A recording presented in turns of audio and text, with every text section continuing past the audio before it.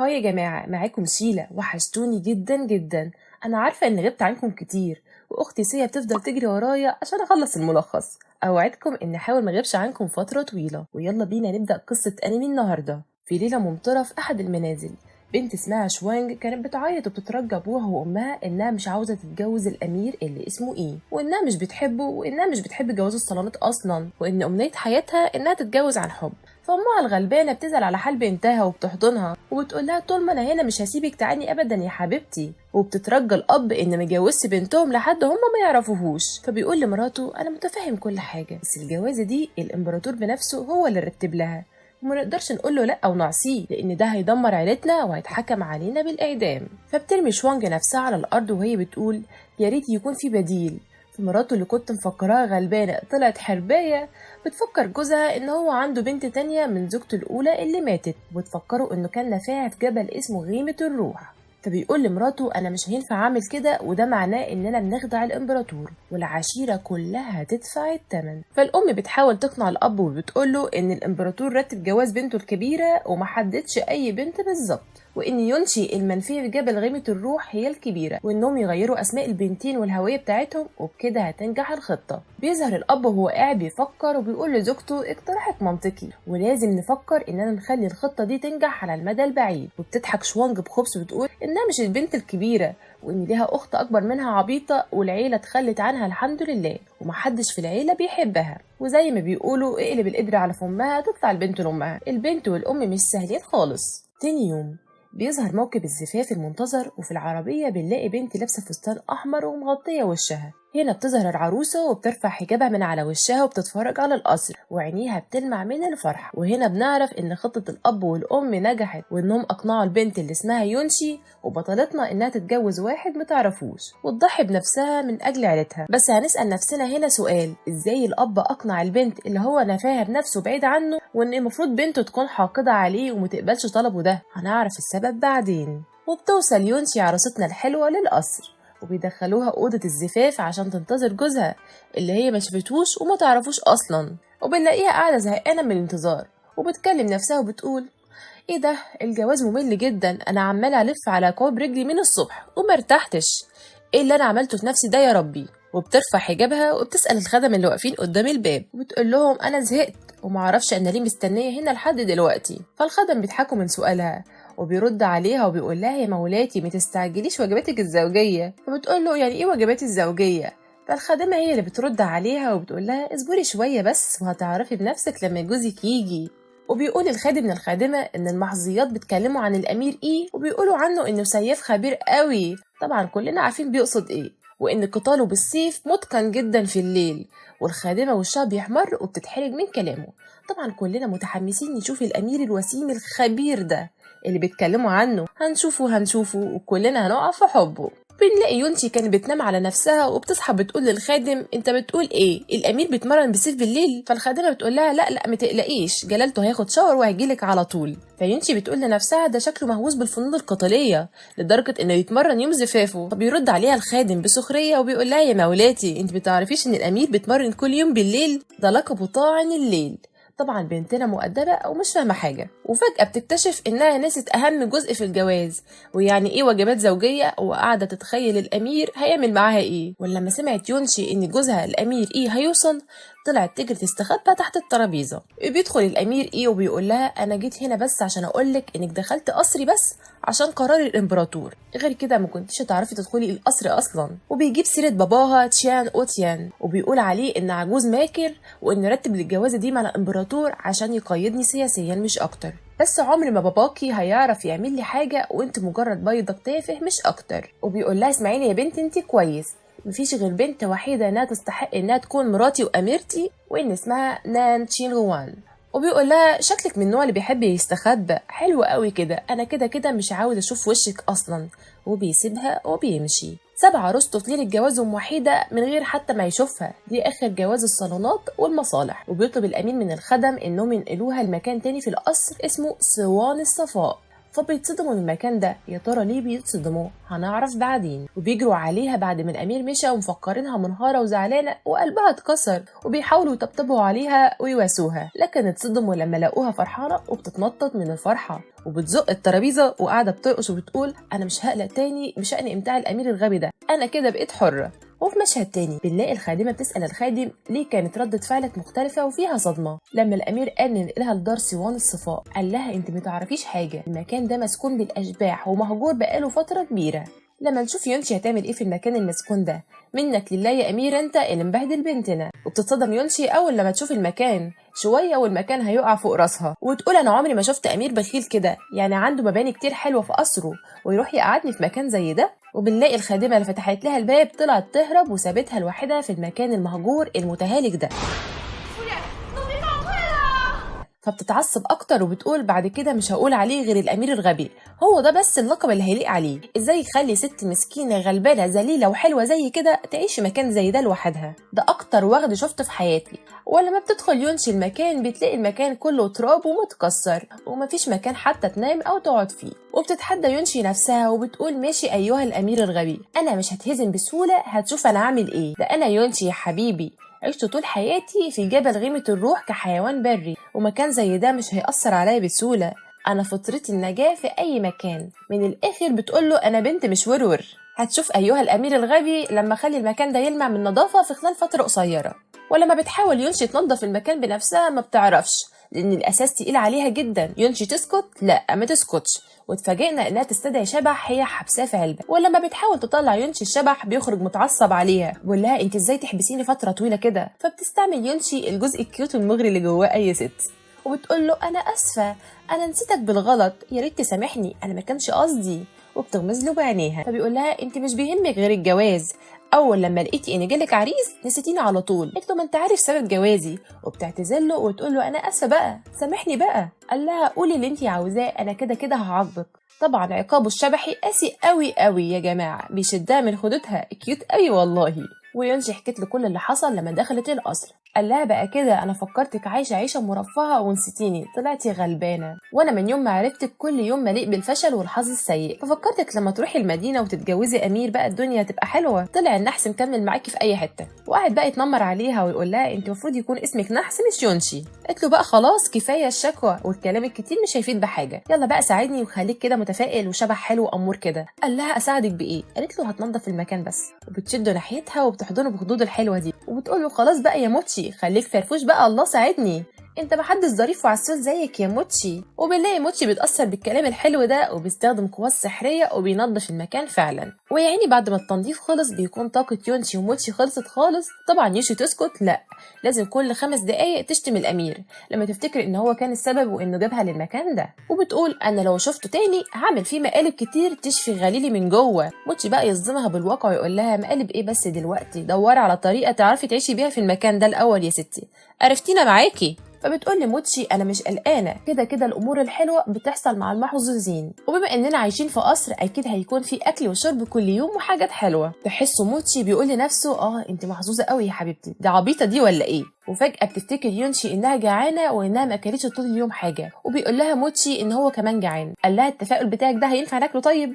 وفجأة بتقرر يونشي إنها تتنكر بزي نينجا وتروح تسرق أكل من المطبخ بنفسها. وفجأة وهي بتدور على مكان المطبخ من فوق السطوح بتلاقي حد وراها بيظهر وبتفكره موتشي وبتقول له هش وطي صوتك كده هيتم اكتشافنا. بيرد عليها راجل وبيقول لها ايه ده انت معاكي حد متواطئ كمان؟ فبتتخض يونشي وبتنط بعيده عنه. طبعا ما تعرفش ان موتشي وقع من طوله فجاه وهو معاها في الطريق بسبب احساسه بطاقه معينه. وبيقول له انت مين؟ طبعا هو ما يعرفش انها بنت ومفكرها ولد لص او جاسوس. فبيحاول يهاجمها لكن يونشي بتتصدى لهجومه وهدومه بتتفك شويه. ويونشي اول لما شافت عضلات بطنه عينيها بتنزل قلوب خلاص، كلنا والله يا يونشي زيك. وبتقول له يونشي انت بالعضلات دي اكيد مش حارس خالص، وان الحراس بيلبسوا الزي الرسمي ليهم في مناوباتهم الليليه. فبيمسك هدومه وبيغطي عضلاته على طول. اتكسف يا عيني. طبعا كلنا هنا اكتشفنا ان هو الامير اللي هو جوزها طبعا، ما عدا يونشي بطلتنا ما تعرفش ان هو الامير. وبيحاول يهاجمها تاني وبتتصدم يونشي من قوته في الفنون القتالية وعرف انه يثبت رجليها. ولما حاول يشيل عنها القناع رمت عليه دخان مخدر عشان تقدر تهرب. وبيجي الحراس جري للامير بس بتكون يونشي عرفت تهرب. طبعا اول حاجه جت على بال الامير ان ده من عمل تشيان اوتيان والد يونشي، بما ان بينهم عداوه. تاني يوم بنلاقي يونشي بتتمشى في الحديقه مع موتشي، وهي بتقول انا من يوم ما اتجوزت مكان اختي شوانج وانا ما حصلش معايا حاجه عدله خالص، طردوني وقعدوني في مكان متهالك، وكمان تم اتهامي ان قاتله مأجوره، كل ده عشان كنت عاوزه اكل مش اكتر، منك لله اللي كان السبب. موتشي بقى بيصدمها بالواقع وبيقول لها انت لو وافقتي تتجوزي، فبتضربه على بوزه وبتقول له انا لسه مش عارفه اسامحك بسبب انك اتخليت عني امبارح وانا بدور على اكل، هسامحك بس في حاله واحده. قال لها هي ايه؟ قالت له انا هطلب منك تزقني بالمرجيحه. وموتشي المسكين بيسمع كلامها. بطلتنا يونشي قويه ومفتريه، ويونشي قاعده تلعب وتتمرجح، بيسمعها راجل كده ماشي في القصر وهو بيقول يا ترى مين الجريء اللي عامل دوشه في القصر ده، انا لازم اقبض عليه وادبه عشان يعرف مقامه كويس. وبيقف كده وبيتصدم لما يلاقيها بنت جميله شكله غير رايه لما شافها، ويونشي يا عيني بتنحها يا ترى مين الراجل الامور الوسيم ده. اول ما بيقرب منها بتغطي يونشي وشها وبتقول له شكلك عاوز تتمرجح، اتفضل اتفضل هسيب لك المرجيحه. قال لها لا اتمرجحي انتي، لما تخلصي هتمرجح بعدك. مش كان من شويه بيقول انه هيعاقبها؟ لا ده عاوز يتمرجح كمان زيها. قالت له مش هينفع نتمرجح سوا، ووشها بيحمر شكلها كده وقعت في غرامه. وموتشي بيحاول يفوقها ويقول لها فوقي يا ست انتي اللي بتقع في غرام اي شاب وسيم، انا مش هقدر مرجعكم سوا. ويونشي يا عيني محروجه وبتحاول تمشي بسرعه، بتقول له انا مشغوله، وبيحاول يوقفها وبيقول لها طالما ما عرفناش نتمرجح سوا طب ينفع نكون اصحاب؟ قال لها انا اسمي يوزموا، وانتي اسمك ايه يا انسه؟ فموتشي بيحط ايده على بقها عشان ما تتهورش وتنطق باسمها، ويو زموة شايفها واحده مجنونه خلاص بتعمل حركات مجنونه قدامه. قالت له انا مجرد خادمه هنا مش اكتر. فقال لها مركزك كده كده مش مهم، قولي لي بس اسمك انا مش هعمل لك حاجه ما تقلقيش. قالت له لا انا ماشيه سلام. وقف متنح لان دي شكلها اول بنت ترفضه، يسيبها تمشي؟ لا دي جت على كبرياء وخلاص. وحاول يوقفها ويقول لها ان في مثل بيقول ان عدم الرد على ما تلقاه المرء وقاحه، انا قلت لك اسمي فلازم بقى تقولي لي اسمك، ده من الذوق يا انسه. فبتسيبه وتمشي بهدوء ويقول لها بوش حزين قولي لي اسمك يا انسه. فيمشي بتقول له انت عاوز تعرفه بجد؟ قرب منها ومسك ايديها وبيقول لها قولي لي اسمك عشان نشوفك تاني زي اليوم ده. فيونشي بتمسك ايده بحنيه وفجاه تشيله على كتافها وترميه على الارض. طبعا يونشي بنتنا عمرها ما تعرف تكون رومانسيه ابدا. مشهد تاني بنلاقي الامير زوج يونشي اللي متعرفوش قاعد بيسترخي في حمامه الملكي، وبيجيله يو زوموا اخوه اللي اتضرب من يونشي من شويه. قال له الامير بتعمل ايه هنا؟ قال له انا جاي اخد حمام هنا زيك لان ظهري وجسمي بيوجعني خالص. الامير بيقول له يا ترى بيوجعك ليه؟ اكيد عملت مصيبه. قال له ان في واحده خادمه من عندك رمتني رميه الكتف. فالامير بيستغرب وبيقول له انا اول مره اعرف ان في خادمه كده شجاعه في قصري، ده انا لازم ارقيها. فيو زوموا بيقول له انت مش بيأنمك ضميرك طيب انك تقول كده بعد اللي عملته فيا؟ قال له لا ابدا، وقصف جبهته. قال له هقول لك القصه بمنظور تاني خالص، البنت دي جميله جدا، حتى رميه الكتف دي كنت مستمتع بيها، وضرب الحبيب زي اكل الزبيب زي ما بيقولوا. وبيقول للامير انت عمرك ما جربت انك تترمى رميه الكتف، فاكيد مش هتحس بشعوري. قال له لا ما تمناش ترمي رميه الكتف الرومانسيه بتاعتك دي. بيحاول يعمل نفسه كيوت وبيطلب الخادمه دي من اخوه وتكون من الحريم والكتير اللي عنده. قال له قول لي اسمها بس. قال له للاسف ما اعرفش اسمها، كل اللي اعرفه انها جديده هنا. قال له الامير باعتبارها خادمه جديده هبعت لك كل الخادمات الجداد لحد عندك. وبيتبسط قوي ان اخوه وافق، وبيسال يوزم واخوه الامير وانت بقى عامل ايه الايام دي مع مراتك الجديده؟ قال له مفيش جديد، ما انت عارف الوضع. فيوزم بيقول انا سمعت انها اجمل بنت في بيت المستشار، وكل الرجاله حاولوا يتقدموا لها بس هي رفضتهم، وفي النهايه بابانا هو اللي رتب لك الجوازه دي. فبيتضايق منه الامير فيوزم بيقول له شكلك كده ما حبيتهاش خالص. قال له لا خالص، وما تجيبش سيرتها تاني قدامي. وبيسأله الأمير عن الموضوع اللي طلب منه يتحرى عنه. قال له يو زوموا إن تشيان أوتيان بيخطط لحاجة، طبعا عارفين إن تشيان أوتيان ده بيكون والد يونشي. بيقول الأمير إن أول بس ما يمسك دليل على خيانة تشيان أوتيان هيخلي العشيرة كلها تدفع الثمن دم. فبيقول يو زوموا ده هيشمع زوجتك الجديدة، ما هي بنته. فما بيردش عليه وبيمشي، وبيقول لنفسه على أخوه إن أخوه مسكين والله.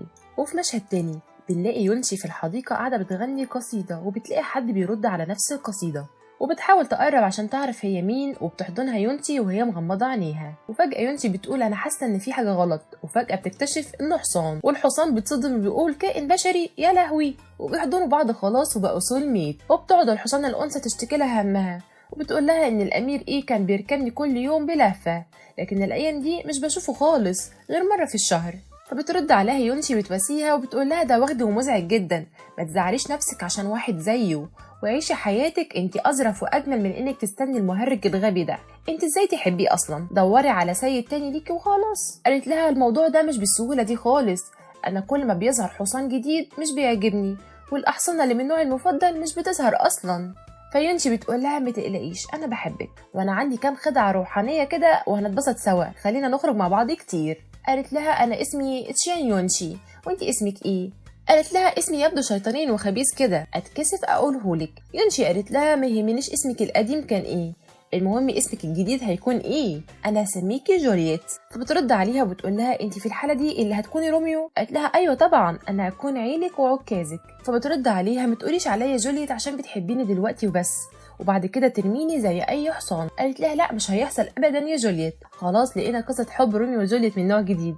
وبتطلب منها يونشي انها تركبها، وبتتبسط يونشي قوي. وبيلاحظ يونشي امير تاني من اخوات الامير ايه، وهو بيقول لنفسه ان الحصانه بتاعت اخويا شيطانه وعنيده جدا ومخلصه وعمرها ما سمحت لحد غريب يركبها غير اخويا. ده انا حاولت اركبها قبل كده كذا مره وبحاول ارضيها ومش بترضى لحد دلوقتي، ازاي البنت دي ركبتها بسهوله كده؟ ولما بيوصل ليونشي بيقول لها انت مين وازاي تركبي الحصان ده من غير اذن؟ قالت له انت مين وليه اخد اذن عشان اركب الحصان؟ انت الحصان ده بتاعك؟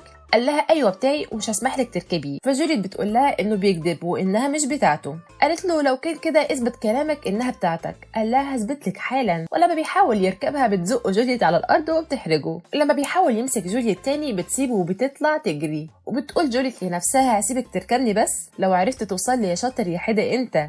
انا عجبتني دماغ جوليت قوي يا جماعه. ويونشي بقى بتحاول تغيظه وبتقول له انها مش بتاعتك، ده انت كداب قوي، وبيعيط منها وبيقول لها انت لئيمه قوي معايا، ده انت ست شريره. ويونشي بتضحك ضحكه النصر. قالت له يلا قوم متعيطش، هعلمك ازاي تروض جوليت. ووشه بيحمر بسببها. شكل يونشي كل الامراء هيقعوا في حبها خلاص. وبترجع يونشي بقى لمسكنها مرهقه خالص وبتقول لموتشي انا جعانه. فجاه بيظهر ليونشي وموتشي شبح. طبعا كلنا عارفين ان كان في اشاعات ان المسكن اللي هي فيه ده فيه اشباح. طبعا الشبح الجديد ده حاول يخوفهم وعمل نفسه شبح جامد جدا ومفيش منه اتنين، بس على مين؟ ليونشي. فبتمسكه تعجنه تضربه وبتعلمه الادب.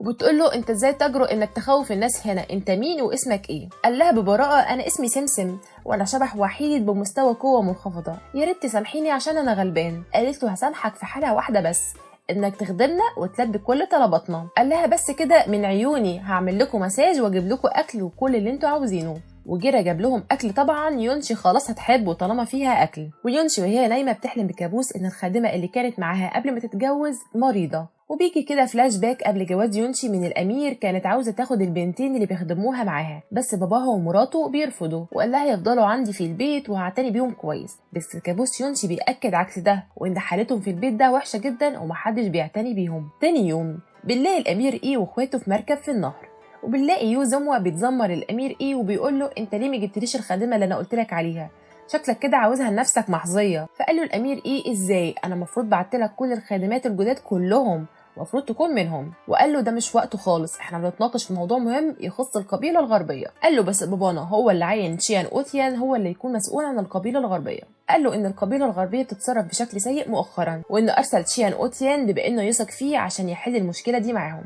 بس علاقه تشيان اوتيان مع القبيله الغربيه مشبوهه. فبالله الامير ايه بيتكلم وهو متعصب ان ازاي تشيان اوتيان العجوز الماكر ده بيتجاهل سلامه المواطنين في التعاون مع القبيله الغربيه. فبيقول له يو زموة، قال له عشان كده قررت تتجوز بنته صح؟ قال له بابانا هو اللي رتب الجوازه دي وما كانش ليا راي فيها، حتى هي نفسها ما كانش لها راي في الجوازه دي، بس شكل كده هيكون معايا رهينه اضافيه هتساعدني في مواجهه تشيان اوتيان. طبعا ما يعرفش انه اتجوز البنت المكروهه في العيله وانها ما تفرقش معاهم. وبيقول لاخوه ان للاسف الجوازه دي فرقتك عن حب عمرك، وان اخوها جنرال نقلان مات مقتول، وده كان بسبب تشيان اوتيان. عشان كده بالله الامير ايه متعصب لان تشيان اوتيان خاين وتسبب في موت اخو حبيبته، وان جنرال نان اعتنى بالامير ايه كتير. وبيقول الامير ايه انه مش هيعرف يرد جميله مهما حصل، واقل حاجه اقدر اعملها له ان انتقم من اللي تسبب في موته، واحرص على ان تشيان اوتيان يدفع الثمن بدمه. وبيقول لاخوه بالمناسبه انت عندك ميعاد مع حبيبتك الجميله اخت الجنرال نان النهارده، يا ترى ليه لسه ما وصلتش. وبنلاقي في مشهد تاني يونشي متنكره في ملابس راجل وبتتمشى في السوق مع موتشي وسمسم. يونشي طول ما هي ماشيه في السوق بتشتري حاجات ملهاش لازمه وبيضحك عليها بسهوله. اشترت طاسه تطبخ فيها وتقدر تستخدمها في الدفاع عن النفس، هنقول ماشي هتبقى زي الطاسه بتاعت روبنزل وتضرب بيها الرجاله. واشترت صندوق غامض تفتحه بس لما تتعرض للخطر. بس ازاي تشتري بقى ديك مصارعه ومقاوم للسرقه واللصوص؟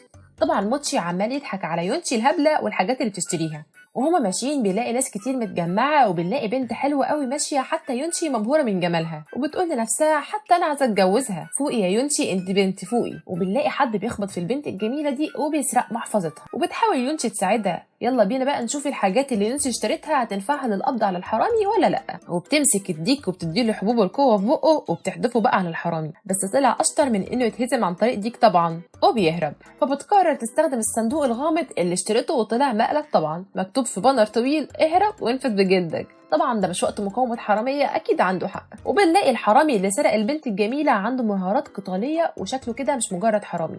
ومن خلال كلامه مع نفسه بنكتشف إن البنت الجميلة دي أخت الجنرال نيل اللي هي حبيبة الأمير إي. وبيقول لنفسه ده انا هجني ثروه من بيع ادواتها الشخصيه. لكن فجاه يونشي بتحدفه بالطاسه السحريه بتاعتها، لكن بيقدر يوقفها وبتعرف انه مش مجرد لص. وبتمسكه يونشي تضربه وبتعرفه مقامه، وبتقول له لو انت اعتذرت دلوقتي هحاول اسامحك. وبتاخد منه المحفظه اللي سرقها، وهو بيقول لنفسه اي تسامح بالظبط، ده انت خليتي وشي الوان ومنفوخ. وبيحاول يخدع الحرامي يونشي وبيرمي عليها ابره مخدره، لكن سمسم بيتفضل ده وبيقع على الارض. وبتتعصب يونشي منه اكتر وبتقول له انت ازاي تتجرأ وتأذي صديقي. فالحرامي واقف مستغرب وبيقول اي صديق، انا مش شايف غيرنا. طبعا ما حدش بيشوف اشباح يونشي غيرها. وبتحدف على الحرامي السم الدخان اللي استخدمته قبل كده لما هاجمها الامير اي عشان تعرف تهرب. وبنلاقي اللي بيلاحظ الدخان ده الامير اي وهو على المركب بتاعه، وكان قرب عليهم خلاص. وبيطير الامير اي عليهم طيران مش جري. وفجأة بيظهر ورا يونشي الامير اي. طبعا لسه ما يعرفوش بعض، وكمان يونشي بتنكرها كراجل وبتقول له شكلك متواطئ مع الحرامي ده. فبيقول الامير انا عندي سؤال عاوز اساله لك. ولما بتحاول يونشي تمسكه وترميه رميه الكتف ما بتعرفش. طبعا الامير قواه القتاليه قويه جدا، وبيمسك ايد يونشي وبيساله انت جبت القنبله الدخانيه دي منين؟ قالت له ده ما يخصكش، وبتضربه بالقلم على وشه. فبيمسك يونشي من رقبتها بقوه وبيرميها على الارض، ويونشي خلاص بتموت تحت ايده وبتختنق. وبيقول له انت ازاي تجرؤ وتضرب وجه الامير؟ اعترف انت القاتل المأجور اللي حاولت تهاجمني في قصري قبل يومين. طبعا يونشي مش فاهمه هو بيتكلم عن ايه، وقالت له انا ما اعرفش انت بتتكلم عن ايه. وفجاه بتكتشف انه قال لها انه امير في وسط كلامه، وبتقول لنفسها يا نهار اسود ده شكله الامير جوزي. الامير قال له لو ما اعترفتش دلوقتي هكسر رقبتك. وبنلاقي حبيبه الامير بتوقفه وبتفهمه ان الشخص ده كان بيحاول يساعدها وبيرجع لها المحفظه اللي الحرامي سرقها منها. طبعا بيسمع كلام حبيبته ومش بيرفض لها طلب، وبيسالها انت طلبت اجيلك عشان نروح نصلي في المعبد، وفي حاجه حصلت؟ قالت له مامتي بتحلم بكوابيس بقالها فتره وفقدت الشهيه بتاعتها، واستشارات الطبيب ما كانتش ليها اي فايده. وقالت له ان الصلاه في المعبد ممكن تنفع. قال لها ان مرض مامتك وعجزها عن التعافي كان بسبب وفاه الجنرال نان. قال لها ما تقلقيش، هقطع تشان وتشان 1000 قطعه عشان نروحوا تركض بسلام. بنلاقي يونشي كانت هربت بعد الموقف ده وروحها بتطلع منها، وبتقول يا ريتني شفت التاريخ النهارده قبل ما اطلع من البيت عشان اشوف اليوم كان هيكون حظي نحس ولا لا. ومسكت يونشي موتشي وبتديله بالاقلام على وشه وبتقول لي يا غبي انت ليه ما ساعدتنيش؟ قال لها انا كنت حاسس بالتعب والضعف فجاه. مسكته يونشي من خدوده وبتقول له انت بتحس بالتعب بس لما احتاج مساعدتك، وبتحس بس بالحيويه لما العشاء يكون جاهز يا بتاع كرشك. فبتدخل سمسم في الحوار وبيقول لها ان اللي بيقوله موتشي صح، وقال لها انه لما كان بالقرب من قصر الامير وانا كنت بدور على اكل كان في طاقه بتستنزفني وما تعافتش الا في اليوم اللي بعده. وبتقعد يونشي تفتكر اليوم اللي واجهت فيه الامير وهي بتدور على اكل، وان موتشي برده كان يومها اغمى عليه وحس التعب فجاه. وبتتضايق يونشي بتقول انا ليه دايما بتحصل لي حاجات سيئه لما يكون الامير الغبي ده موجود، ده وشه نحس عليا. وبنلاقي في نفس الوقت الامير بيحكي لهم ان من يومين هاجموا شخص بيستخدم نفس الدخان المخدر ده، وان السلاح ده بيتم استخدامه بس من قبل القبيله الغربيه. واعتقد بما ان تشان اوتيان بقى حليف ليهم يبقى اكيد ليه علاقه بالموضوع ده. وبيطلب الامير من حراسه انهم يقفلوا المدينه ويدوروا على الراجل ده عشان هيكون حلقه الوصل بينهم وبين شيان اوتيان، كده هيعرف يجيب دليل على انه خاين. فبيوقفوا اخوه يوزوما وبيقولوا ما تتهورش انت كده بتنبه العدو، وقال له الشخص ده شكله صالح بما انه ساعد حبيبتك ورجع لها محفظتها. وبيقول له طالما مش معاك دليل ما تتصرفش بتهور وتأنى شويه. وبيقول له تمام هتجاهل الموضوع المره دي بس. وبنلاقي يونشي ماشي في السوق وقاعده بتفكر وبتقول لنفسها يبقى انت الامير اللي المفروض تكون جوزي، ومهما يكون انا لو شفتك تاني هضربك ومش هخلي فيك حتى سليمه. وبيقول لها موتشي انت بتقولي كده وانت بتعرفتيش حتى على جوزك. قالت له وهو برده ما عرفنيش. قال لها ما انت متنكره على شكل راجل هيعرفك ازاي يعني. وبنرجع تاني لخناقات يونشي وموتشي، وسمسم بيحاول يهدي ما بينهم وبيقول لهم سمسم شوفوا ده احلى مطعم في العاصمه بيقدم اكل حلو قوي، اكيد جعانين يلا بينا نجربه. فجاه بنلاقي باب المطعم بيتفتح وراجل بيترمى بره الباب، وبنلاقي ست جميله خارجه مع 2 حراس وبتقول للراجل اللي اترمى انا قلت لك قبل كده لازم يكون معاك حاجه من الاتنين، لا تكون وسيم لا يكون معاك فلوس. وانت مش معاك الاتنين، يا ريت ما نشوفش وشك هنا تاني. وفجأة البنت الجميلة دي اول ما بتشوف يونشي وشها بيحمر، وبتقول في سرها ايه الراجل الوسيم الحلو ده، وتقرب من يونشي وبتقول له انا اسفه على اللي حصل ده يا سيدي، انا عازمك على دجاج مجانا، ايه رايك؟ طبعا يونشي ما بتصدق ودخلت معاها. بتبدا البنت تتحرش بيونشي وتقول له انت ساحر قوي وعاجبني قوي قوي، فبتمسك يونشي ايديها قبل ما تروح في حته غلط كده ولا كده، وتقول لها بتعملي ايه؟ فبتضحك وبتقول له ما تخافش، انا عندي شويه معلومات عن فن التدليك هتحب تجربها، ولو عندك اي تصلب في جسمك هستخدم سحري عليك. بنلاقي موتشي بيقول لنفسه اي غبي هيصدق ده باين جدا انها تستغل الرجاله عشان فلوسهم مش اكتر. بنلاقي بنتنا الغبيه يونشي ما بتصدق وبتقول لها يا ريت، ده هيكون حلو قوي، ده انا ما عملتش مساج لجسمي بقالي كتير قوي. بيتصدم موتشي من مدى غباء يونشي، كالعاده بيضحك عليها بسهوله. وفجاه وهي لسه هتبدا تعمل المساج بتدخل المساعده بتاعتها فجاه وبتقول لها ان الزبون المزعج ده عاوزك، وبتروح له وبيحاول يحضنها غصب عنها، بيقول لها وحشتيني قوي، وبيقول لها انا عاوزك معايا في القصر، فبتضربه قلم على وشه وبتقول له في احلامك. طبعا الضرب ما بيجيبش معاه نتيجه، وبيقول لها انا بحبك اكتر واكتر، اضربيني كمان. وبعد ما يونشي خلصت اكل وهي ماشيه بتسمع صوت واحده بتصرخ، وبتلاقي ان واحد بيحاول يبوسها غصب عنها، وبتدخل عليهم يونشي وتقول له ابعد عنها. طبعا يونشي هتساعدها عشان ممتنه ليها عشان قدمت لها دجاج ومساج مجانا، ابعد ايدك عن الست اللطيفه دي. وبتبدا يونشي تتخانق معاه وبتضربه، وفجاه بيدخل نص موجه ناحيتها، وده المساعد والحارس بتاعه، وقوته القتاليه قويه جدا على يونشي. بتحاول يونشي تستدرجه لبره عشان تعرف تقاتله وتستخدم الدخان المخدر عليه براحتها، وفجاه بيرمي عليها نصل تاني وبيجي ناحيه شعرها وبيفك رباط شعرها. وفي نفس اللحظه بنلاقي الامير ايه وحبيبته واخواته داخلين على المطعم، ويونشي بتقع من فوق وبيجري الامير ايه عشان يمسكها قبل ما تقع، وبتقع في حضنه ووشها بيحمر من وسامته. طبعا لما شعرها اتفك بان جدا انها بنت مش راجل، وبيقول لها الامير ايه ده انت طلعتي بنت؟ فبتقول له سيبني سيبني نزلني. وبنلاقي يو زوموا بيقرب منها وبيمسك ايديها، قال لها اخيرا شفتك تاني. بتقول له ابعد عني، انت مين اصلا؟ قال لها انا يو زوموا الراجل اللي رمتيني رميه الكتف. قالت له افتكرتك. قال لها تعالي بقى وكوني اميرتي وهوعدك اني هسعدك. فبيتدخل الامير ايه وبيقول له لا، وبيمسك ايد يونشي وبيقول دي هتيجي معايا انا. فبيتضايق منه يو زوموا وبيقول له من واحنا صغيرين بتحاول على طول تاخد حاجتي، بس المره دي لا مش هسمح لك. فبتقول لهم يونشي انتوا مفكريني ايه لعبه؟ اي حد هيقرب منه هعضه. وبتهوهو عليهم.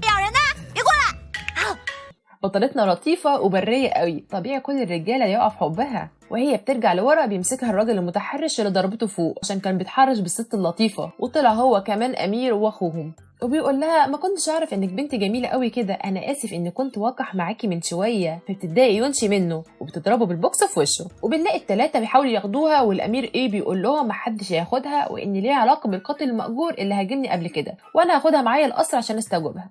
فاخوهم الصغير بيقول لهم انتوا ليه تتخانقوا على واحده ست؟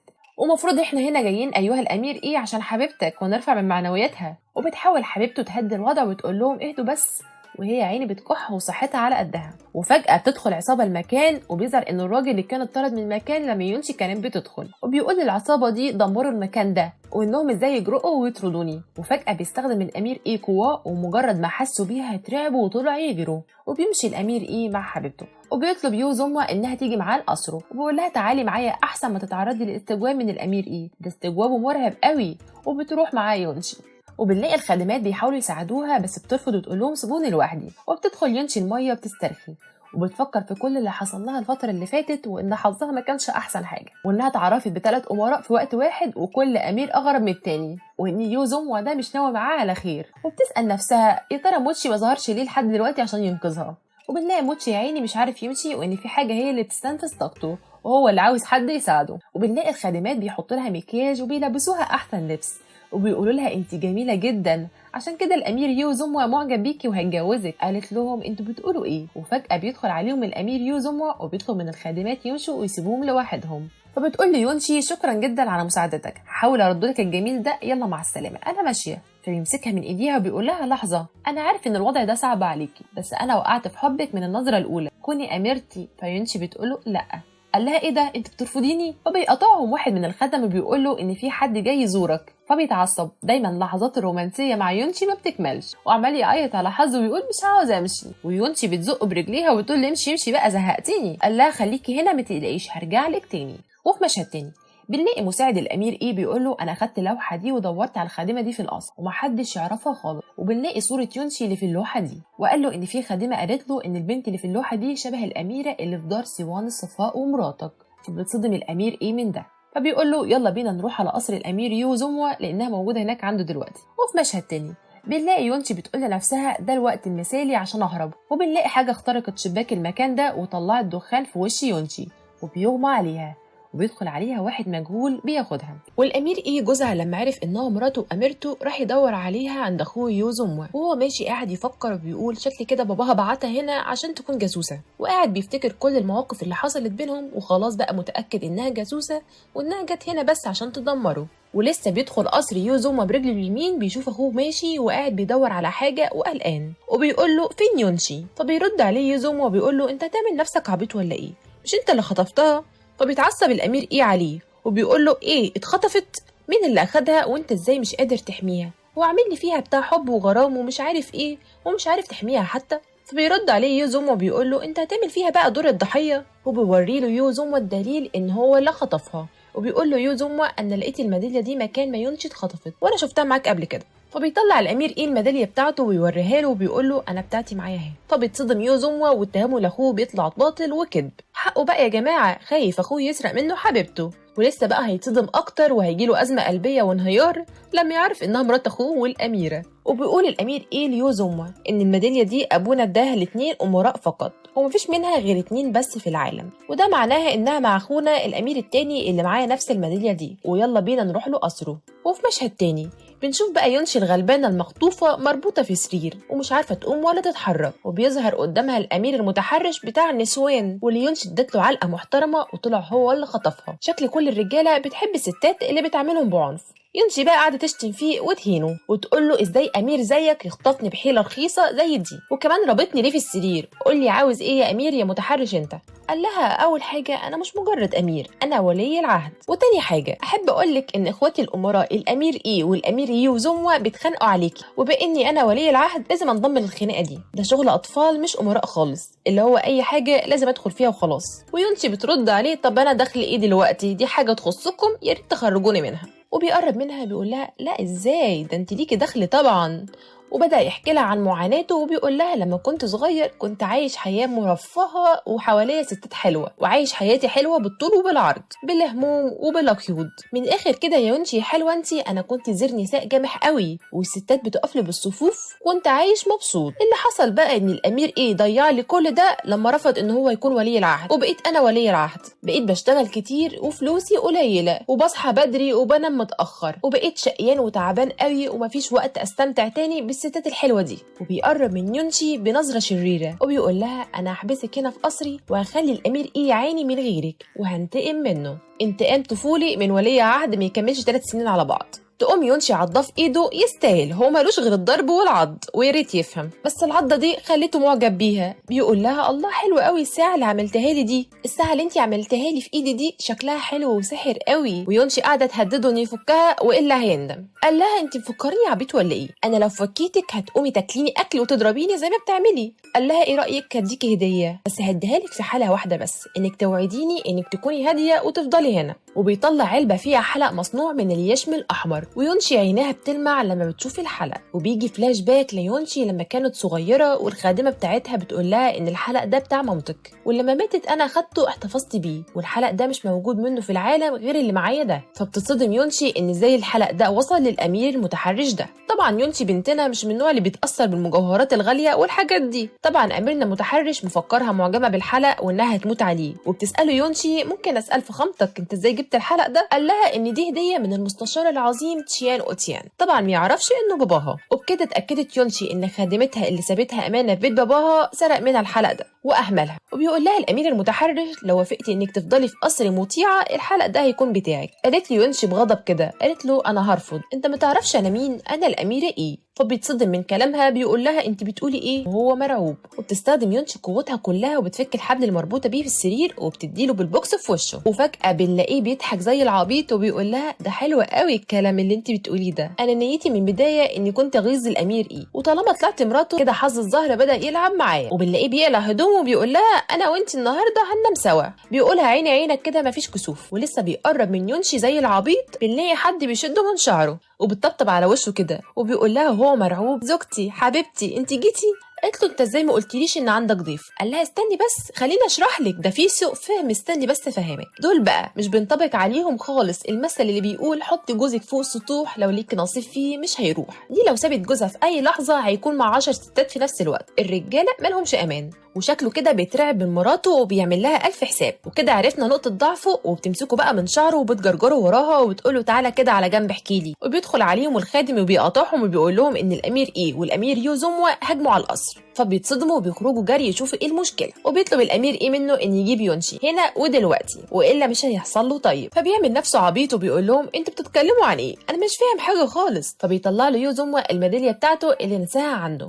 وبيحدفها له على اساس انه يفهم بقى انهم قافشينه، وبرضه مصر وعاوز يعمل نفسه عبيط وبيقول له لا ده مش بتاعتي، دي بتاعت الامير ايه. فالامير ايه بيطلع الميداليه بتاعته وبيوريها له وبيقول له يوزوموا ان مفيش حد غبي زيك يعمل الخطه الغبيه دي ويعمل فتنه بيني وبين اخويا الامير ايه. وبرضه مصر انه ما خطفهاش وبيقول لهم تشهد السماء والارض على حبي لزوجتي، يا ريت بقى ما تتهمينيش اتهامات باطله زي دي. وبيبص لزوجته ببراءه وبيقول لها مش ده صح يا حبيبتي ولا ايه؟ تقوم بقى تحرجه وتقصف جبهته وتقول لهم البنت اللي انت عاوزينها شفتها جوه من شويه. بيتصدم منها وبيحط ايده على بقها بسرعه احسن تقول كلمه زياده كده ولا كده توديه في داهيه اكتر. دي نهايه الزوج الخاين بتاع النسوان. لو كان زوج جدع محترم كانت مراته وقفت جنبه. وبيطلب منه الامير ايه وهو متعصب وبيقول له هي فين بالظبط في قصره. ولما بيدخلهم الاوضه اللي كانت فيها يونشي بنلاقيها اختفت، وبيقول لهم طبعا مش هتصدقوني لو قلت لكم انها كانت هنا من شويه والله. وبيحاول يهرب وبيقول لهم انا مشغول انا همشي دلوقتي، خايف اخواته يعملوا منه كفته. فبيمسكوا الامير ايه من قفاه وبيشده وبيقول له قول لي هي فين بالظبط، وبيقول له قول لي هي فين بدل ما اعمل من كل حته في وشك لون. قال له انت خايف عليها قوي كده؟ قال له انا افتكرت انها مراتك والاميره الجديده. طبعا متخيلين رد فعل يوزوموا يا عيني بعد ما يسمع الكلام ده. احلامه الرومانسيه مع يونشي كلها نزلت بيه سبع ارض. وبيقول له اميره وعمال يعيط وحزين صعب عليا قوي والله. وبيقول له انت قلقان ليه على بنت عدوك تشين اوتيان ولا بقيت بتحبها دلوقتي؟ فبيقول للامير ايه اللي بيني وبين مراتي مالكش دخل فيه. وبيتعصب الامير ايه من كلامه وقال له انت لو زهقت من الحياه هكون مبسوط قوي نريحك منها. وبيخنقه من رقبته. طبعا الامير المتحرش بيقول له يا ريت والله يقتلني وخلصني من حياتي عشان اتخلص من لقب ولي العهد، وفي الحاله دي انت اللي هتكون ولي العهد وهتكون في المنصب اللي انت بتكرهه. وبتتدخل زوجته عشان تنقذه قبل ما يموت وتكون بدون زوج ارمله وحيده ذليله. وبتقول للامير ايه صدقني هو ما يعرفش هي فين، هي كانت موجوده هنا من شويه لما خرجنا ليكم ورجعنا تاني كانت اختفت. وبيقول لها كلامك صح ولا لا؟ قالت له والله صح انا شفتها بعيني. دول سيب جوزي بقى قبل ما يموت في ايدك. وبيقرر الامير ايه يسيبه، يبان قاسي بس حنين قوي والله. طبعا كلنا بنسال يونشي راحت فين لما هربت من الامير المتحرش. وبنلاقي يونشي بتلم هدومها وسمسم وموتشي بيقولوا لها وهم زعلانين احنا هنمشي فعلا من هنا. فبتقول لهم يونشي بوش حزين وهي ماسكه العلبه اللي فيها الحلق بتاع مامتها ان خادمتها العمه تشوي واللي كانت معتبراها صديقه ليها كانت محتفظه بالحلق ده. وبما ان الامير المتحرش اخده كهديه من بابايا يبقى اكيد في حاجه بتحصل في البيت ده، وانا هروح بنفسي عشان اطمن عليها هناك وهشوف بعيني لو كان بابايا ملتزم بكلمته فعلا وبيعتني بيها ولا لا. وان لو ما نفذت كلامه انه يعتني بيها بكده مش هكون ملزمه اني اكون اميره، وده كان اتفقنا من البدايه. وبكده اخدنا لمحه ليونشي قبلت تتجوز الامير ايه بدل من اختها شواين، بالرغم من ان باباها كان نفيها بعيد عنه ومش بيعتني بيها نهائي. تاني يوم ولما بتروح يونشي بيت المستشار تشين اوتيان باباها بتلاقي حراس في كل مكان عشان عامل وليمه كبيره ومش عارفه تدخل متخفيه. فبيقول لها موتشي انها ممكن تدخل من المدخل اللي بيدخل منه الكلب وده اسهل حل دلوقتي. وبتحشر يونشي نفسها حشر عشان تقدر تدخل. وموتشي بقى بيغيظها وبيقول لها يا تخينه المفروض تعملي دايت وتبطلي اكل الكتير اللي بتاكليه كل يوم ده. وكالعاده تمسكوا يونشي تعجنه وبيتخانقوا وسمسم خلاص زهق من خناقهم كل يوم. وبنلاقي واحده من الخادمات اكتشفت ان في حد بيتحرك ورا الشجر وراحت تشوف مين اللي هناك. وبتطلع الخادمه اللي كانت مع يونشي واللي اسمها تشين وبتقعد بقى تشتكي لها همها وبتحكي لها ايه اللي حصل مع الخادمه الثانيه اللي اسمها العمه تشوي وانها تعبانه وجالها مرض خطير وان باباها ومراته الحربايه طردوها من المكان. ما هو خلاص تعبانه هيستفيدوا منها في ايه تاني؟ وكمان قبل ما يطردوها اخدوا كل مجوهراتها يعني قلبهم قاسي وحراميه. فيونشي بقى بتقول اكيد كل ده من مرات ابويا الحربايه، بس قولي لي بابايا كان رايه ايه في الموضوع ده؟ قالت لها انه مش بيتدخل وان ست الحربايه وبنتها هم الماسكين كل شؤون البيت وانهم معذبين كل اللي شغالين هنا وبيعاملونا معامله وحشه قوي. فبتطبطب يونشي عليها وبتقول لها ما تقلقيش انا هروح لبابا دلوقتي وهصحح كل حاجه. فبتقول لها استني بس النهارده في ضيف مهم جاي واعتقد مش هتعرفي تقابليه خالص. فبتقول لها ان الضيف ده زعيم زعيم القبيله الغربيه بيتيان لي، وان باباكي بيتودد ليه بقاله فتره وفي حاجه مش مريحه بتحصل، وان شكل باباكي كده عاوز يجوزه اختك شوانغ، عشان كده بيحاول يقربوا من بعض وعامل الوليمه دي النهارده. كان الامير عنده حق بخصوص باباها تشان اوتيان فعلا، وبتحاول يونشي تدخل لباباها والحراس بيمنعوها وبيقولوا لها انت مين؟ بتقول لهم انا الابنه الاولى لعائله المستشار العظيم، وانا هنا جايه عشان اشوف بابا. قال لها واحد من الحراس ابن الابنه الوحيده للعيله دي اسمها شوان، وانت كده شكلك واحده نصابه. فبتفقد يونشي الامل انها تدخل وقاعده زعلانه وبتقول عندهم حق، هم ما يعرفونيش، ما انا قعدت هنا وقت قصير جدا. بتفتكر ايامها وهي صغيره انها ما كانتش محبوبه في القصر على عكس اختها شوان، وان باباها نفاها وهي عندها 7 سنين بس في جبل غيمه الروح. ده اب قاسي قوي يسيب بنته اللي عندها 7 سنين تعيش بعيده عنه من غير اب ولا ام ولا حب ولا حنان خالص. وبتصطاد واحده من الخادمات وبتكتفها ورا الشجر، بتاخد هدومها وبتتنكر كواحده من الخدم اللي هيخدموا في الوليمه الكبيره دي. ولما بتدخل يونشي للوليمه عشان تخدم الناس الموجودين بيلاحظها زعيم القبيله الغربيه بيتيان لي، ويبص لها نظرات اعجاب على عكس نظراته لباقي البنات اللي موجودين. وبنكتشف هنا من خلال فلاش باك للزعيم انه حاطط صوره كبيره ليونشي عنده في البيت، وبنلاقي واحده من الخدم كانت لسه هتقع بتمسكها يونشي بس الاكل بيقع في المكان. طبعا الخادمه بتترعب من شان اوتيان وبتركع وتطلب منه يسامحها، وطلب من الحراس انهم ياخدوها ويجلدوها 50 جلده. فبتحاول يونشي توقف باباها، قول له ما ينفعش نعمل كده قدام ضيوفنا. قال لها انت مين وازاي ترد عليا؟ وبتتصدم يونشي ان باباها ما تعرفش عليها، وبيأمر الحراس انهم ياخدوهم ويجلدوهم سوا.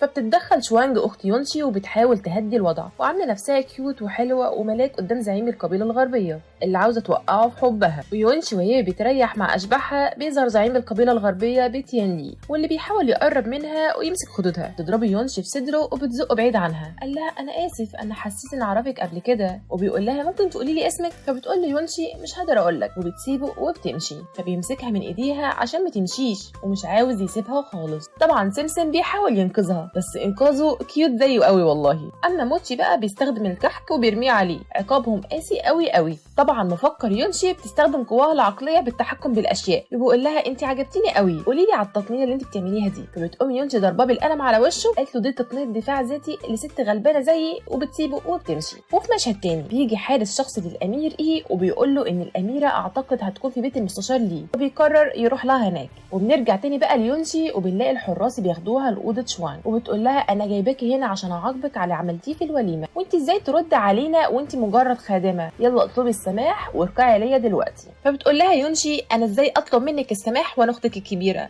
قالت لها انا مش معتبركي اختي اصلا، وانت بالنسبه لي طفله مشرده عاشت طول حياتها في الجبال، وبسببي انت اتجوزتي جوازه ما تحلميش بيها وجيتي للعاصمه. وبتقول للحراس انهم يثبتوها ويخلوها تركع بالاجبار. وفجأة بيدخل تشيان اوتيان باباهم ومراته الحرباية لما سمعوا صوت عالي في المكان. طبعا شوانج الحرباية طلعت تجري لأمها وتعيط، عاملة نفسها غلبانة ومسكينة، وبتقول لهم انتوا وصلتوا في الوقت المناسب، دي كانت قاعدة بتتنمر عليا وبتعايرني انها بقت أميرة وعاوزة تسرق مني كمان زعيم القبيلة الغربية بيتيان لي. وبتحيي يونشي باباها وبيسألوها ايه اللي جابك هنا؟ قالت لهم انا جاية هنا عشان العمة تشوي. قال لها تصرفك الغير عقلاني ده ممكن يدمر عيلتنا، وانا اتفاقي معاكي انك تتجوزي من سكات وما تعمليش مشاكل عشان خطتنا ما تتكشفش، ولازم ترجعي تاني للقصر. قالت له هعمل ده بس بشرطين، ان هاخد الخادمه تشن معايا وانك تدور على العمه تشوي وترجعها وتعالجها. وبتقول له ان ده كان اتفاقنا قبل ما اتجوز، انك تعتني بيهم وانك ازاي تطردها، لا وكمان تاخد منها مجوهراتها، وكمان تدوا حلق اليشم لولي العهد كهديه. طبعا الاب ما كانش يعرف اي حاجه من اللي حصل، وكل ده بسبب عمايل مراته الحربايه. طبعا مراته الحربايه عامله نفسها غلبانه وقاعده بتبرر تصرفاتها، وعامله نفسها زوجه كيوت ومفيش منها اتنين. وبيبدا البنت وامها يجرحوا في مشاعر يونشي،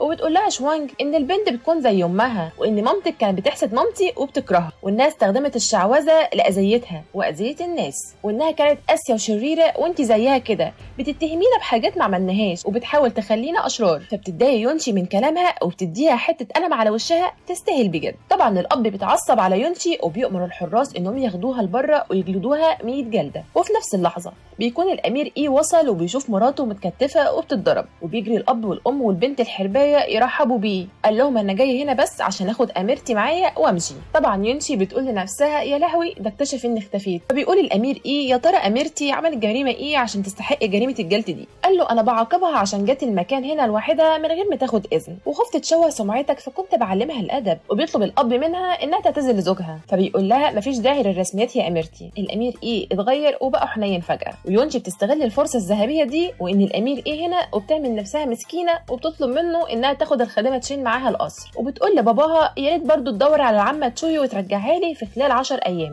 وبتحط باباها في موقف محرج وبتجبره ينفذ كل حاجه هي عاوزاها. طبعا شوانج بنلاقيها واقفه غيرانه لما شافت الامير ايه ووسامته، وبتقول لنفسها انا ازاي ضيعت الفرصه دي من ايدي وخليت البنت الغبيه دي تتجوز وتبقى اميره، انا اللي غبيه فعلا. وبياخد الامير ايه يونشي وبيركبوا العربيه، ويونشي فرحانه وقاعده تضحك وقاعده بتقول لنفسها لقب الاميره ده نفعني قوي. والامير ايه قاعد بيبص عليها وبيبتسم وبيديها منديل تمسح وشها، وبتاخده منه بادب وبتمسح وشها وبتقول عشان بس ما يكونش فيه سوء فهم انا مش بحبك ولا حاجه، بس شكرا على اللي عملته عشاني. وفي مشهد تاني بنلاقي 4 ستات حلوين قاعدين بيتكلموا في اوضه، وبنكتشف انهم محظيات الامير ايه، وانا اللي فكرته امير بريء وفي قلبه اوضه واحده بس طلع مليان اوض يا جماعه. وبنلاقي المحظيات بيتكلموا مع المحظيه المفضله للامير وبيقولوا لها انت مزاجك وحش ليه؟ كل ده عشان الامير ايه بقى عنده اميره جديده. وبيقولوا لها انهم شافوها خارجه معاه امبارح، فبتحط ايدها على قلبها وتقول لهم مش هو مقعدها في دار سيوانه الصفاء وغضبان عليها من يوم جوازهم ازاي يخرج معاها امبارح؟ وبيحاولوا يطبطبوا عليها ويقولوا لها ده اكيد استخدمت عليه شعوذه ولا حاجه لانه بيكرهها، ازاي فجاه يحبها ويخرج معاها؟ شكلها اميره مش سهله خالص. وبيقولوا لها انت مختلفه عننا، احنا كلنا بقينا محظيات للامير ايه عشان الامبراطوره الام هي اللي اختارتنا، لكن انت الامير ايه هو اللي اختارك بنفسه وجابك قصره، فاكيد الموضوع ده هيأثر عليكي اكتر مننا، واكيد لما فقد اهتمامه مفاجئ بيكي كان بسبب الاميره. وبيحاولوا بقى يسخنوها على الاميره يونشي. تاني يوم بنلاقي يونشي وشن قاعدين عند البحيره وبيلعبوا وبيستمتعوا، وبتحط يونشي ورده في شعر شن، وبتلاحظوا من محظيه تشو المفضله عند الامير ايه، وبتحاول تمشي وراهم بخفه عشان تزق يونشي في الميه. لكن فجاه يونشي كانت بتحدف الميه على تشن بتيجي في وش المحظيه تشو ووقعت في شر اعمالها بقى، فبتتعصب المحظيه تشو وبتقوم تزق برجليها شن في بطنها بغل وبتوقعها على الارض. وبتيجي يونشي على شن وبتسالها انت مين عشان تزقيها برجلك كده، وازاي تضربي الخادمه بتاعتي وانا اللي رشيتك بالميه مش هي؟ فخدمات المحظيه بيردوا عليها وبيقولوا لها انت ازاي ما تعرفيش الحسناء تشو دي اجمل واحده في القصر هنا ومحبوبه القصر كله، وفيها ايه لما تضرب خادمه؟ حقها. ولسه يونشي هتمشي هي وتشن بتوقفهم المحظيه تشو وبتقول ليونشي ان الخادمه بتاعتك دي ما ينفعش تحط دبوس شعر في شعرها وده مخالف لقواعد القصر. فيونشي بتهمت تشن وبتقول لها انا اللي اديته لها وما تتدخليش، فبتقول لها ان دي من قواعد القصر وان الامير ايه هو اللي سايبني ادير القصر الداخلي بالخادمات اللي فيه. وبتؤمر المحظيه تشو خادمه من خادماتها انها تضرب الخادمه تشن على وشها عشان ارتكبت مخالفه لقواعد القصر. ولسه الخادمه بقى بتشمر كمها وبتقرب عليها عشان تضربها، فبتقول لها يونشي انت ازاي تجرؤي وتفكري انك تضربي الخادمه بتاعتي وانا موجوده؟ انا الاميره ايه وانت مجرد محظيه هنا، وانت اللي المفروض تسمعي كلامي مش العكس.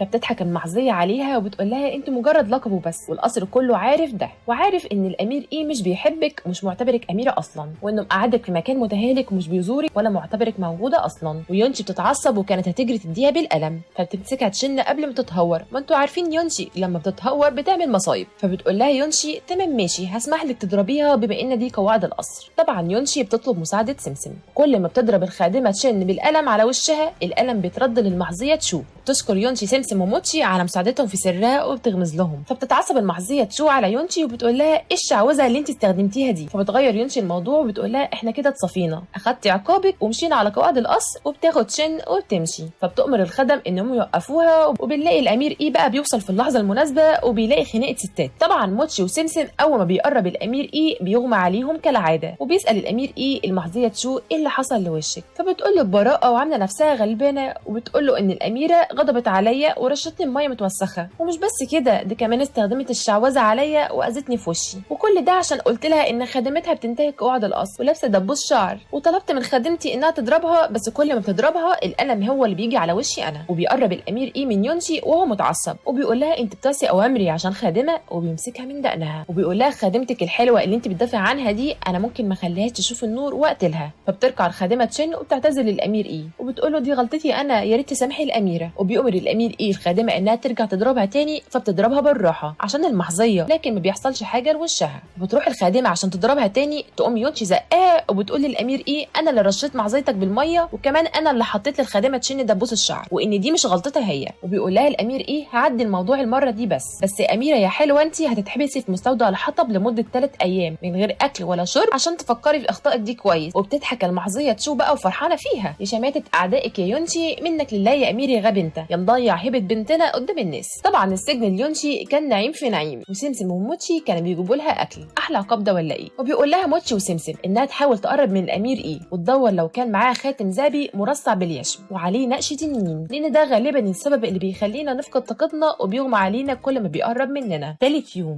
بعد 3 ايام من العقاب بيدخل على يونشي الخدم وبيأمروها انها تيجي معاهم، وبيلبسوها وبيظبطوا لها شعرها والميك اب بتاعها. ويونشي مستغربه بتقول لهم بتعملوا ايه وعرفون هيحصل ايه، والخادمه بتقول لها هتعرفي بعدين. ويونشي من جواها بتقول انقذوني انقذوني، وبيأمروها تدخل تركب العربه، والخادمه بتقول لها الاجابه عن سؤالك موجوده جوه، ادخلي انت بس. واول ما بتدخل يونشي العربه بتتخض لما بتشوف الامير ايه قاعد جوه. طبعا من جواها عاوزه تقول يا ترى الامير الغبي ده عاوز ايه وبيخطط لايه، مش كفايه العقاب اللي خدته منه اخر مره؟ ولسه يونشي هتهرب مسكها من ايديها وقال لها ما تفكريش ثانيه انك تنزلي، وشدها ناحيته في حضنه وقعد على رجله. ويونشي يا عيني وشها احمر ومكسوفه وبتبص له وهي مصدومه من اللي بيحصل. الامير اتطور من امير غبي وسيم لامير رومانسي وسيم خلاص. ويونشي بقى بتصدمه وبتقول له نزلني متكبر. قال لها بس ده مفروض السلوك العادي بين الزوج وزوجته. وبياخدها وبيمشي، واول ما بيوصلوا للمكان بينزل الامير وبيحاول بقى يساعد يونشي انها تنزل زي اميره حقيقيه. وطبعا يونشي بتبص له باستغراب، ويونشي بتقول لنفسها فجاه من يوم وليله بقى رومانسي، ده اكيد وراه حاجه انا مش مطمنه. وطبعا يونشي بترفض تمسك ايده عشان تنزل، فبيقول لها مالك في ايه، تحب اشيلك وانزلك من عيوني يا اميرتي يا زوجتي يا حبيبتي انتي. وفجاه بيمسكها يرفعها وينزلها. ويونشي بتقول انا مستغربه ان ازاي مستمتعه بالحاجات اللي بيعملها الامير ده، وازاي تخطف قلبي بالرغم من معرفتي ان هو وزير نساء وعنده محظيات قد كده على قلبه. وبتكتشف يونشي ان الامير ايه اخدها للقصر الملكي عشان عيد ميلاد اخته. طبعا يونشي اتوترت لانها المفروض تكون محضره اي هديه، فبتستاذنهم وبتروح تدور على هديه تقدر تقدمها للاميره اختهم، والا هيبقى شكلها وحش قدام الامبراطور والامبراطوره. طبعا كلنا عارفين ان يونشي عندها قوه سحريه وبتقدر تشوف اشباح او اشياء البشر العاديين مش بيقدروا يشوفوها. وبتلاقي يونشي في وسط الزهور جنيه زهور نايمه، وطبعا الجنيه مصدومه ان يونشي تقدر تشوفها، وبتطلب يونشي مساعدتها انها تجيب لها زهور اسمها اوركيد شبح الخيال. بس الجنيه بتقول لها انها صعب تجيبها لانها نادره جدا مش بتتفتح غير مره كل 1000 سنه، وانا جنيه زهور غلبانه مبتدئه ما تعرفش تجيبها، بس عندي ليكي نوع ورود تاني هيناسب عيد ميلاد الاميره. وبتقول لها ان دي ازهار اسمها اوركيد جيزي، وان الاميره اكيد هتحبها وانها تتفتح مره كل 300 سنه. وبتشكرها يونشي وبتروح جري لعيد ميلاد الاميره ووقت تقديم الهدايا. وبيبدا بقى وقت تقديم الهدايا، وبنلاقي كله بيتنافس مين يقدم احسن هديه عشان يبانوا قدام الامبراطور، وطبعا ده هيخدم مصالحهم. وبنلاقي في حفل عيد الميلاد زعيم القبيله الغربيه بتيان دي، وقاعد جنبه بابا يونشي تشيان اوتيان ومراته الحربايه. وبتتهم مرات ابوها الحربايه يونشي في وسط الحفله قدام الناس كلها انها قليله الذوق، وانها ازاي تنسى تجيب للاميره هديه. وطبعا الام الحربايه مفكره يونشي هتنهار او هتتحرج، فقالت لها ما تقلقيش انا جايبه معايا هنا للاميره هديه مميزه قوي وهتحبها. وطبعا كل قاعد يراقب الوضع حتى الامير ايه، وبتقول لهم انا هقدم للاميره اكليل زهور. فابوها هو كمان بيزعق لها وبيقول لها شكلك كده لما اتجوزتي الامير ايه بقيتي جاهله بقواعد واداب السلوك،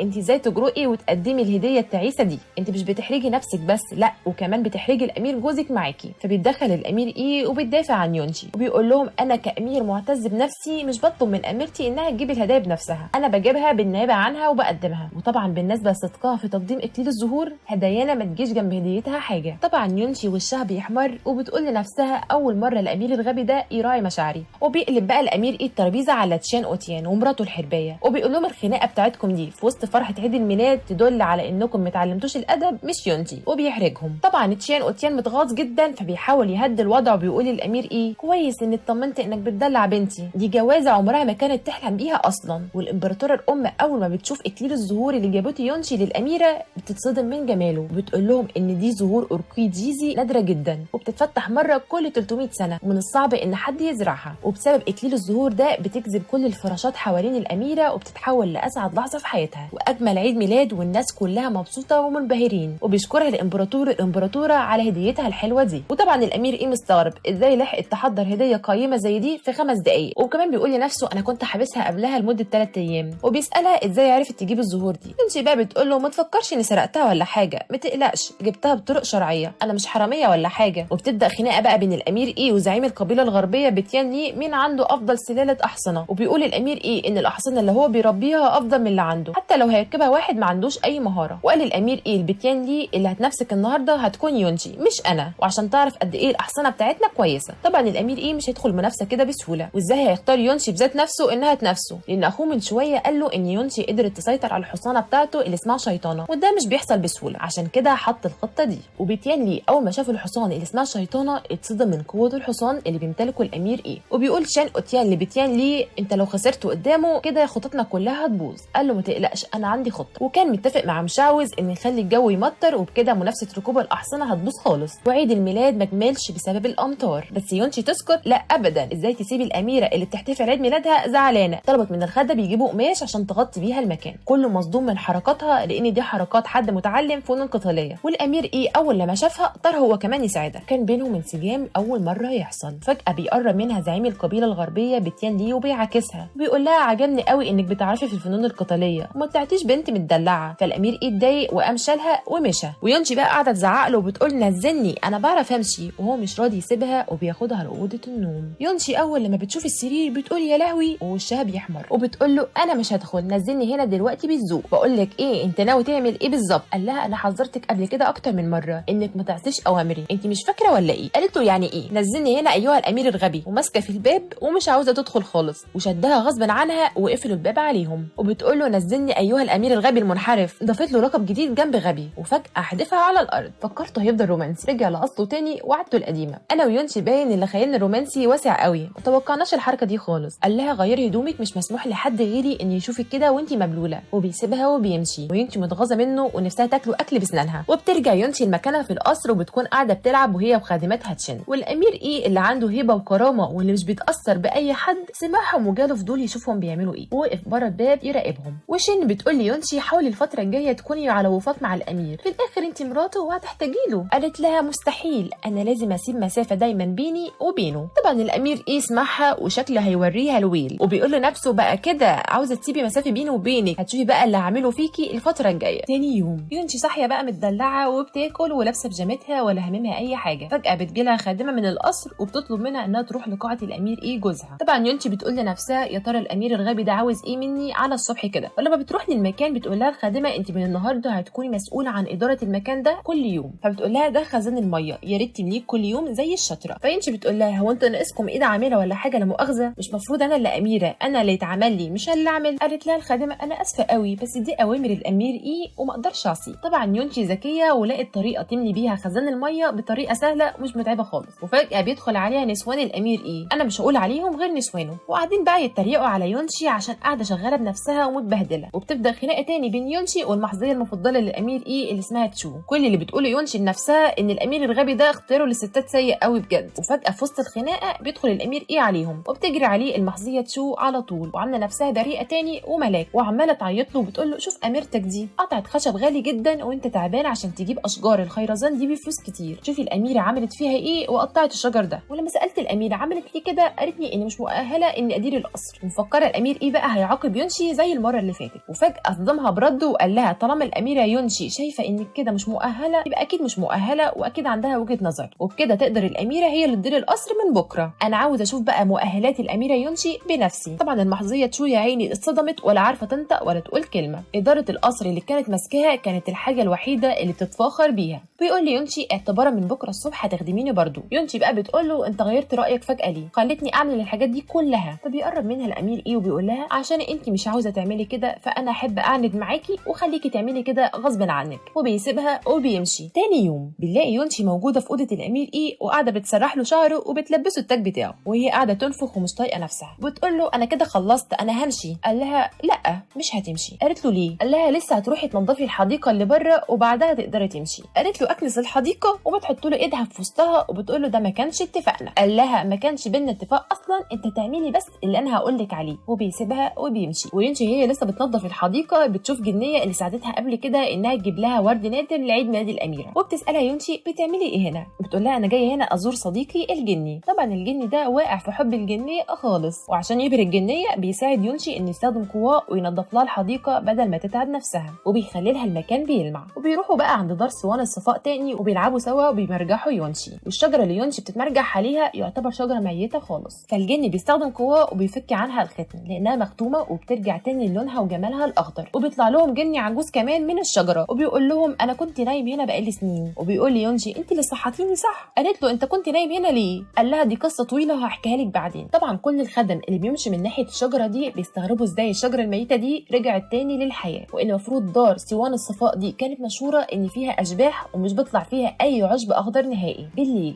في مكتب الامير بيجي له المساعد بتاعه بيقول له انا اتحققت من بيت المستشار تشيان اوتيان، وقال له ان في بنت تانية ظهرت ليه قبل 3 شهور، وان في بنت كانت عايشه هناك في بيت المستشار تشيان اوتيان طول حياتها، والبنت التانية كانت منفيه بعيد في جبل غيمه الروح باعتبارها طفله جالبه للنحو، ولسبب ما رجعت تاني بقالها 3 شهور بس. فبيقول له الامير انت متاكد من الكلام ده؟ قال له ايوه متاكد. فبيقول الامير ازاي بيت المستشار تشيان اوتيان يعمل حاجه زي دي ويخدعوا الامبراطور؟ ولو الكلام ده صح فبكده كل الاسره هيتعدموا. وبيطلب من المساعد بتاعه انه يدور تاني ويتاكد من الكلام ده. تاني يوم بنلاقي يونشي قاعده بتدور في كل مكان في بيت الامير على الخاتم الذهبي اللي موتشي وسمسم قالوا لها تدور عليه، وان الخاتم ده لو موجود فعلا مع الامير يبقى ده السبب اللي بيخلي موتشي وسمسم مش بيقدروا يقربوا منه وبيغمى عليهم لما بيكونوا قريبين منه. وفجاه يونشي بتدور تحت ملايه السرير بتلاقي حد في ظهرها وايد الامير بتتحط جنبها وبيقول لها بتعملي ايه يا مراتي يا حلوه انت؟ فبتتخض يونشي وبتحاول تزق بعيد عنها فما بتعرفش وبتقع على السرير. فبيقول لها طالما انت مهتمه بسريري قوي كده ليه بتزقيني؟ قالت له ايه الهبل اللي انت بتقوله ده؟ ابعد عن طريقي يلا. قال لها لا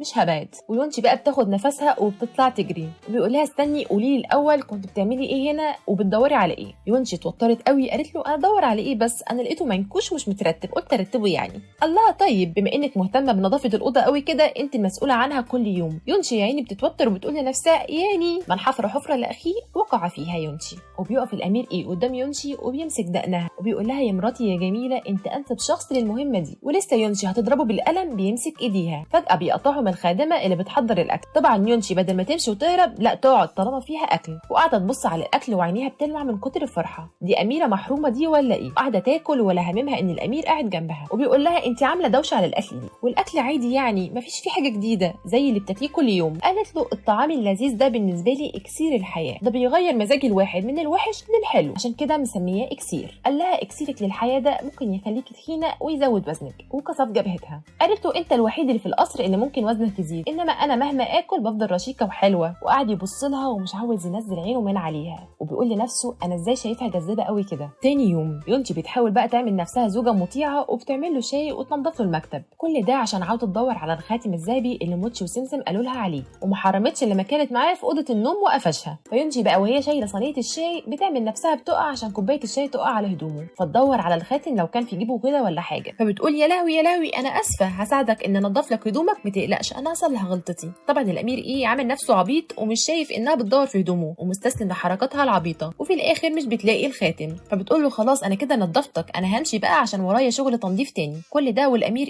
قاعد ساكت ومتعصب، قام واقف وضرب ايده على الترابيزه ويونشي يا عيني اترعبت وبيقول لها داخله تلعبي وتمشي كده بسهوله، وقرب منها وشدها من ايديها ناحيته. ويونشي بقى قاعده تقول له انت بتعمل ايه سيبني دلوقتي، وقرب وشه منها ويا عيني يونشي وشها احمر خالص وقال لها لا مش هسيبك. قالت له لو ما سبتنيش هستخدم عليك حركاتي في النينجا الخطيره قوي. فقام شدها من وسطها ناحيته وبسها، ويونشي كل ما بتحاول تفلت منه بيشدها ناحيته اكتر وبتفضل تضربه على صدره عشان يسيبها وهو مكمل في البوسه لحد ما يونشي بتعيط. هو بيقول لنفسه انا اول مره اشوفها بتعيط، وقام حاضنها وبيهديها وبيقول لها ما تعيطيش. فتقوم تضربه بالبوكس في بطنه وبتزقه وبتطلع تجري، ويونشي بتجري على اوضتها وبتقفل الباب عليها ووشها بيكون احمر خالص وضربات قلبها بتدق جامد، شكلها وقعت في حبه خلاص. في نفس اليوم بالليل يونشي بتتنكر على هيئه راجل تاني وبنلاقيها قاعده فوق شجره بتلم مشروم، وفجاه بيظهر الامير ولما بتحاول يونشي تقف على رجليها بتتزحلق وبتقع من فوق الشجره، بس الامير بيلحقها وبيشيلها قبل ما تقع وبيقرب وشه منها. يونشي وشها بيحمر كالعاده فبتزق على الارض ويقع وبتبلي ميه. يونشي في الرومانسيه ما عندهاش يما ارحميني. بعدها يونشي بترمي له فوطه وبتقول له نشف نفسك انا ورايا حاجات تانية هروح اعملها مش فاضيالك. قال لها استني عندك. قالت له عاوز ايه؟ قال لها تعالي هنا ونشفيني انت السبب ان تبلي ميه. وبعد خناقه طويله وكلام كتير يونشي بتستسلم وبتضطر تنشفه، بس بتنشفه بطريقه جديده رومانسيه قوي قوي، حطت الفوطه على خشبه وبتنشفه من على بعد.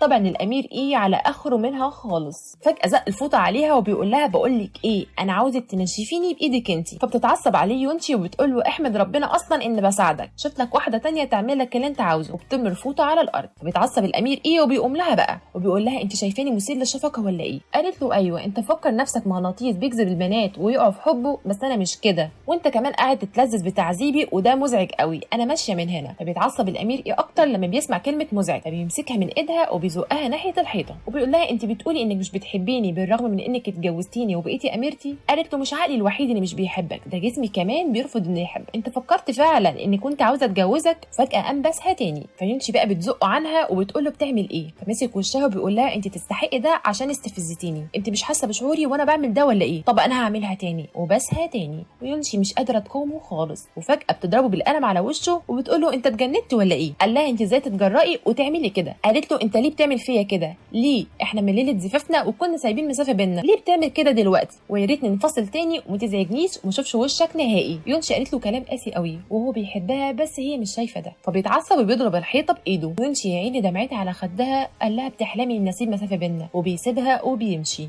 في نفس الليله بيظهر المساعد الشخصي للامير ايه وبيقول له انا خلاص كشفت الهويه الحقيقيه للاميره. قال له قول لي ايه هي الحقيقه؟ قال له الابنه الثانيه للمستشار تشيان اوتيان اللي اسمها تشوانج هي البنت اللي كنت المفروض تتجوزها واللي المفروض الامبراطور رتب جوازتك معاها، اما الابنه الاولى لتشيان اوتيان اللي اسمها يونشي ودي كانت منفيه في جبل غيمه الروح عشان كانوا معتبرينها نحس لما كانت طفله صغيره. قال له الامير ايه ممتاز قوي، انا هخلي تشيان اوتيان يندم بسبب اللي عمله ده. تاني يوم بنلاقي يونشي قاعده مع الامير يوزوموا وقاعدين بياكلوا وبيهزروا، وبيدخل بقى عليهم الامير ايه مبسط اللحظات السعيده وبيقول لاخوه انت ازاي تجرؤ وتقعد تضحك كده مع مراتي واميرتي؟ وبيقول له يوزوموا انت ازاي ما قاعده في مكان وحش زي ده؟ مش ده فعل فاضح انك تسيب الاميره في مكان زي ده؟ قال له انت مالكش دخل في الامور دي، ودي اميرتي وانا حر فيها. وبيبدا يغيظه وبيقول له شكلك كده لسه مش مدرك انها مرات اخوك، وبيقولها له ببطء كده عشان عارف انه لسه بيحبها. الكلمه يا عيني دخلت في قلبه خرجت من الناحيه الثانيه، وبيسيبه بقى يوزوموا وبيمشي وهو حزين. ويونجي لسه بتحاول تمشي بيقول لها استني عنك انا عاوزك. قال لها انا عرفت حقيقتك وانك ابنه المستشار تشان اوتيان الاولى واللي اعتبروها نحس من وهي صغيره ونفوها في جبل غيمه الروح. وقرب منها وقال لها يا ترى هيكون ردك ايه على ده؟